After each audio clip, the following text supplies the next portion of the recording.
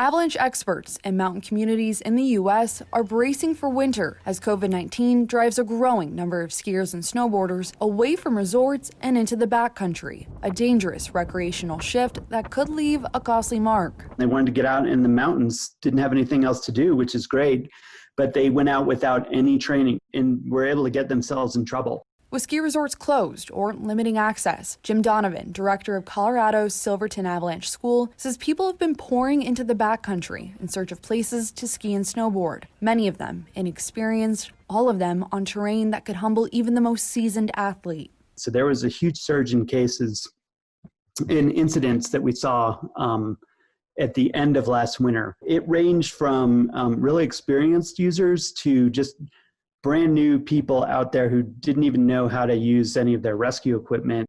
Donovan says this winter isn't looking any better. We are really preparing on both the local and state level and national level to really handle a big increase in backcountry use. Bearing the brunt of this are backcountry towns like Silverton, Colorado, in the heart of the San Juan mountain range. Located more than 9,000 feet above sea level, Silverton is an hour-and-a-half drive from the nearest hospital, a distance that puts search and rescue responsibilities squarely on volunteers and the community. We are the ones who get the phone call and have to step up and come help you. It's not just about you as a skier.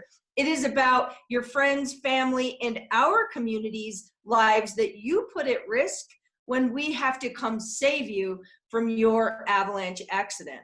A responsibility now complicated by the risk of COVID exposure avalanche rescue teams face. They don't want to bring the virus home.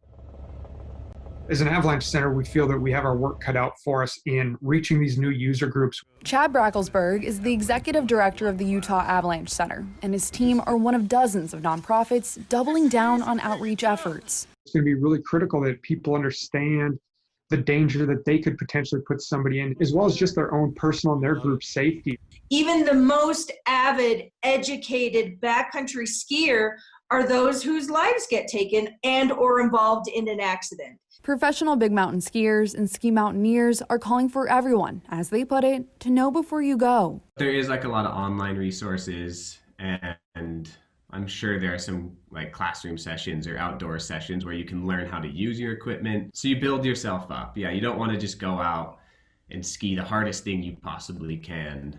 It is absolutely imperative that you have an avalanche beacon, shovel, probe, partner, and the knowledge of how to use those safety devices. Most people start out, they go out skiing and it's all fun, and then they have an accident or a close call, and then they start to reel it back in. The mountain will always be there, and you can always go back when you're better prepared, when you have the appropriate equipment and you know how to use it. Make decisions so you can live to ski another day.